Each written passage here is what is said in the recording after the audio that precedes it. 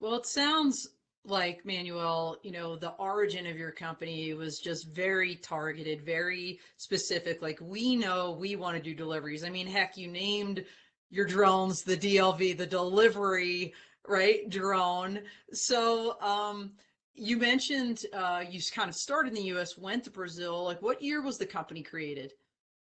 It was actually the idea started with my co-founder Samuel Salomon, which is an engineer, and we worked together in a telemedicine company.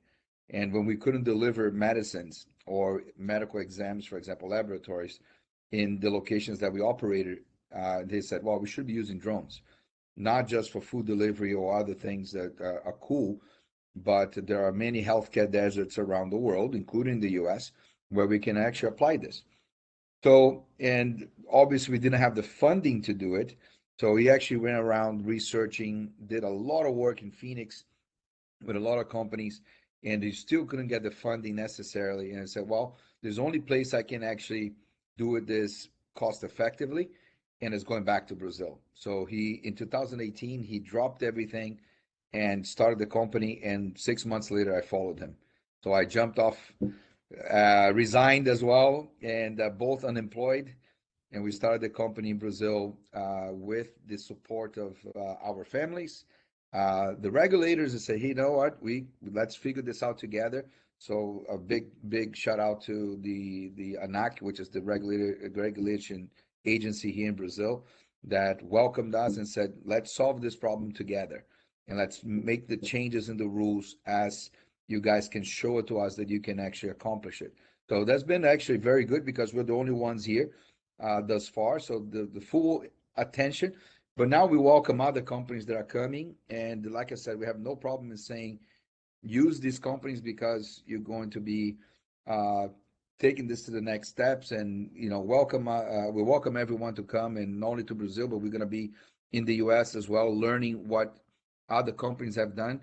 The idea is what you have mentioned is to scale this. We can do it. It will be done, but has to be done safely. And that's the pragmatism that differentiated Speedbird from others, right? We don't spend millions of dollars in frivolous initiatives. It has to be financially viable. So when we start an operation, if we don't finish in the black, we're not going to do it. We're not going to subsidize. We're not going to pay a town to allow us to fly. So it has to be economically viable for us to operate. So that's our philosophy. Well, and I'm smiling here, Manuel, because I'm geeking out a little bit. I have been following Speedbird for a long time. You probably don't know that, but I've been a fan in the background. I know we met at AUVSI last year for the first time. It was such an honor, and it makes a lot of sense why you're partnering with Yoav and Elsight. By the way, we had a picture. We just showed the picture of your team. So you and your co-founder, if you will, kind of jumped off that entrepreneurial cliff together, and now you've got a pretty large group. So how many people are there at Speedbird now? That was a great picture. 55. So we have Wow. 55, mostly engineers. We have no sales, just one customer success director that's amazing, that tries to juggle all the plates. But we're very focused. We don't get distracted with other requests and marketing and operations. So that's why a lot of people don't know about us. That's the first time that we actually do anything in the US besides the UVSI, that we needed to do it after COVID, right? That allows us to go back and mingle, which is amazing for us. We were very happy to go back to the US because that's our original plan. But as we said, there's a bad thing about being in Brazil.